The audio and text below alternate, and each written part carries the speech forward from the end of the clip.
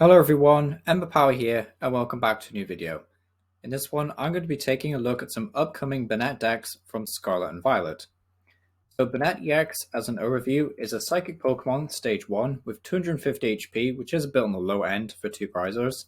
It has Item Lock with the attack Eternal Darkness for 1 Psychic, does 30 damage, and then preventing your opponent from playing any items during the next turn.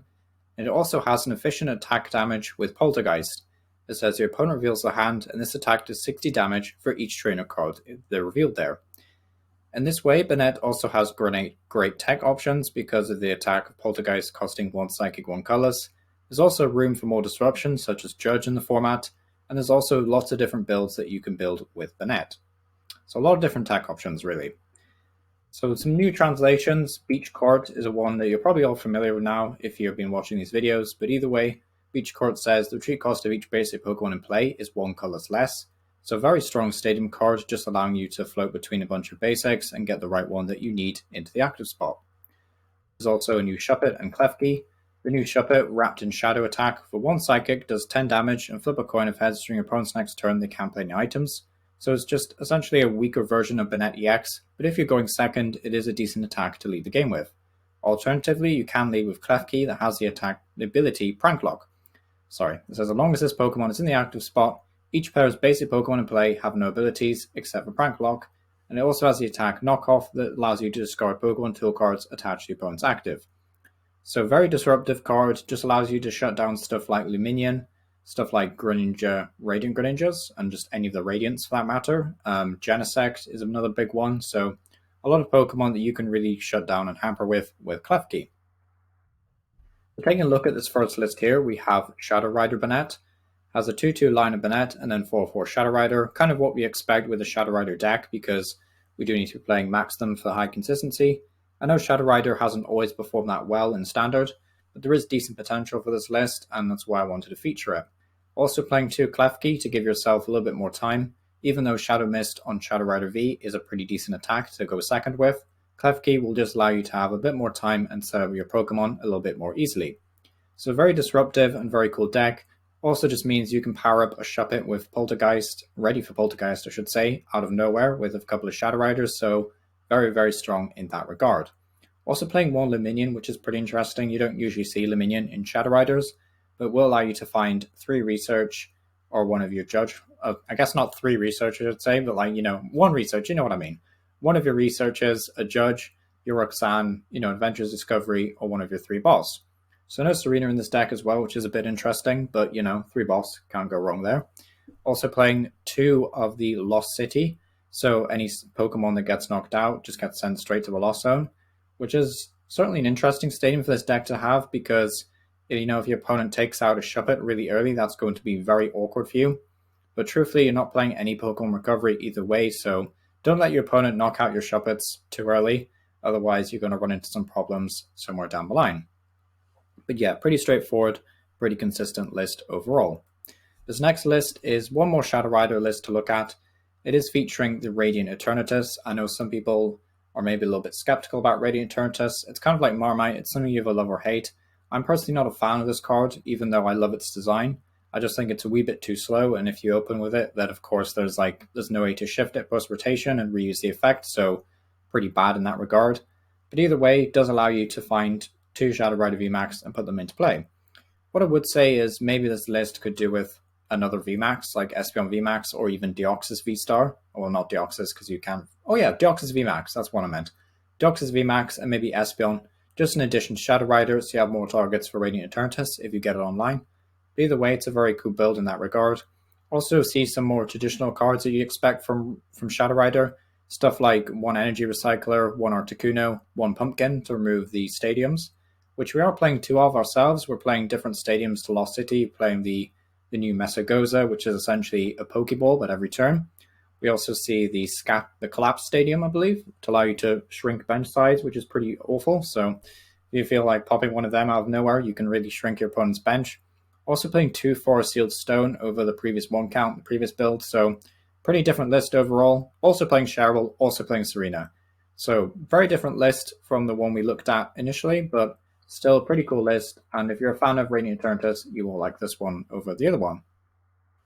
So this next one is going to be a Banette God of War deck. I did cover this in my God of War video, but essentially it's going to be using a 3-3 Banette with a 4-4-4-3 God of War line.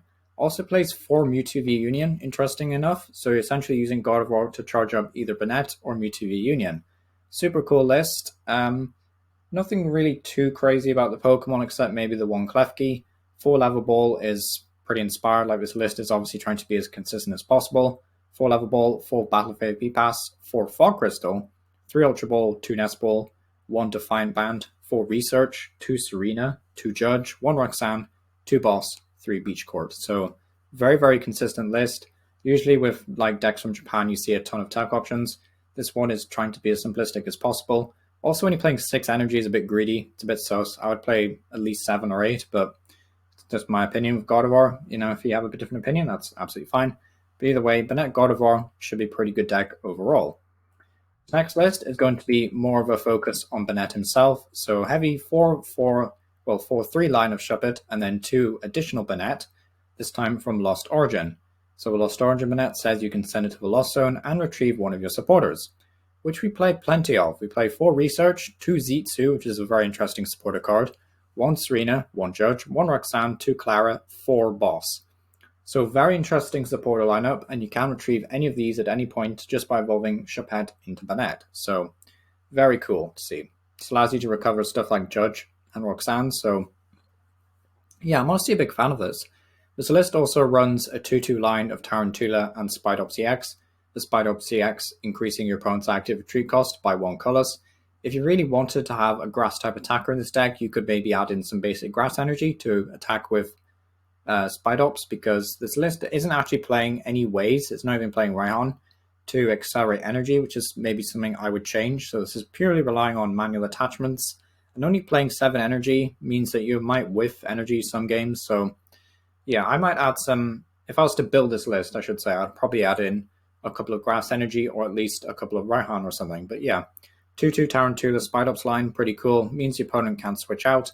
And it does mean that you can effectively gust up something in the late game, force your opponent in a sticky situation where they have a Pokemon that they can't retreat, and you know they can't play switches either, so it could be pretty gnarly in the late game. Also see a Pidgeot V to help with this strategy, because that's just going to mean that you can't really deck out, and then 1 Radiant Alakazam to move over damage counters, and then 1 Klefki. So yeah, I kind of like this deck. It looks like a harder deck to play than some of the other ones that we'll see today, because there's kind of a lot of thought into, do I even bother with benching Tarantula? When do I put down Radiant Alakazam? When do I use Banette's ability to recover a Judge or something? So yeah, I think this list could be a fun puzzle to piece. It's definitely the more interesting, I'd say, Banette deck of this video, but yeah, should be pretty cool to try out at the very least. This next one is going to be pretty spicy as well. If you're a fan of Mimikyu, and specifically Mimikyu V Max, you will love this list. 4 Shuppet once again, 3 Banette EX once again. This time we're also playing a split of Banette, 1 prize Banette I should say. 1 from Lost Origin with the ability we just looked at that allows you to knock it out and then retrieve a supporter card from the discard pile. We also see a Banette from the, I believe that's from Chilling Reign or Battle Styles, can't remember which one it is, probably Chilling Reign. It says the Spiteful Spirit attack or something for 1 psych energy, does 20 damage, or like you can place up to 7 damage counters I think on that Banette, and then you do 20 damage for each damage counter that you place. So pretty nifty 1 prize option. I'm not sure why it's in here, truthfully. I don't think you need it, but yeah, it's okay, I guess. So it's an okay card. We also see the Mimikyu VMAX we mentioned earlier. 2 colorless energy allows you to place 4 damage counters, but if you played an Acerolas Premonition from your hand, which is supporter in the bottom left corner, allows you to place 13 damage counters instead. So if you're a big fan of Mimikyu and Acerola, then this will be a certain upgrade to the Mimikyu deck.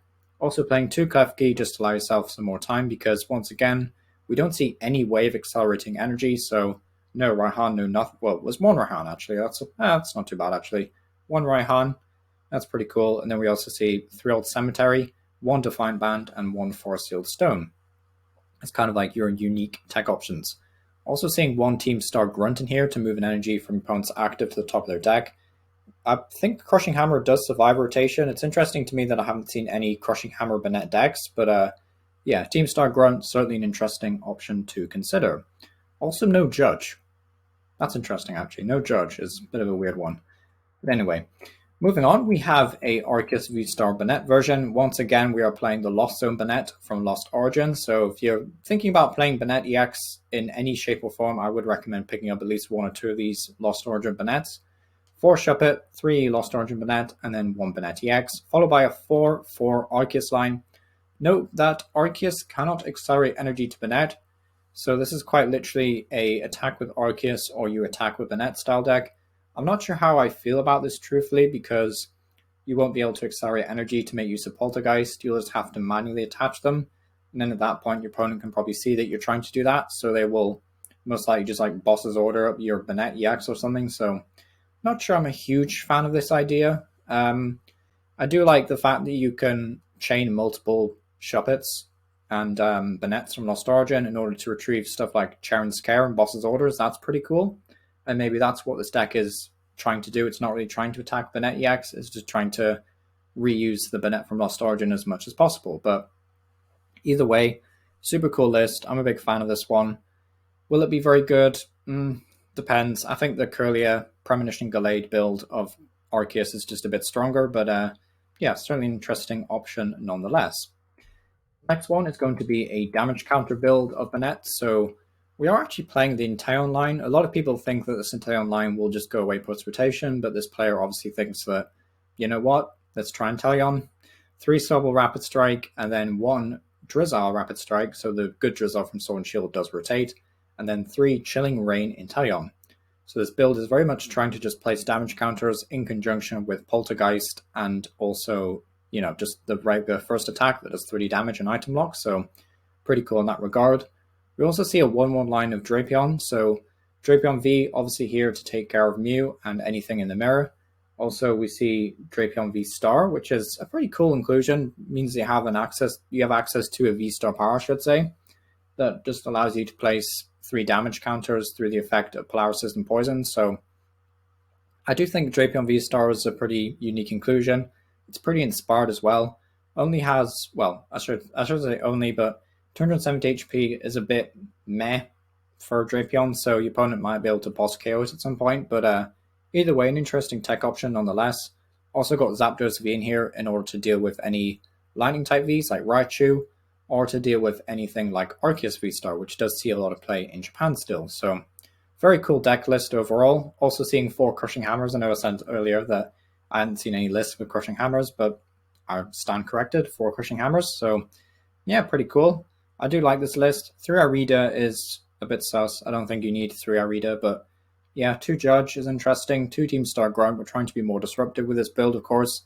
But yeah, if you like messing around with damage counters, then yeah, I think this could be a really fun one.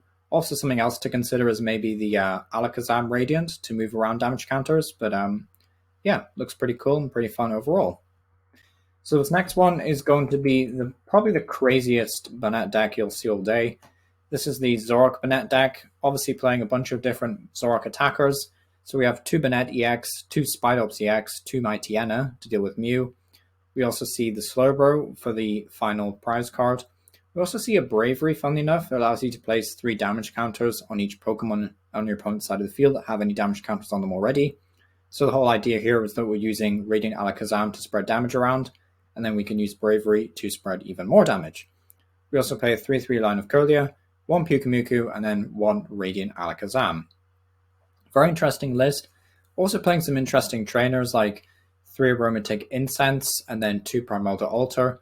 Also playing 4 Serena and not 1 Breaksin, which is kind of interesting. I'm not sure if I fully agree with that, because I do think Spidops will see a decent amount of play at some point, so I think 1 Breaksin wouldn't hurt.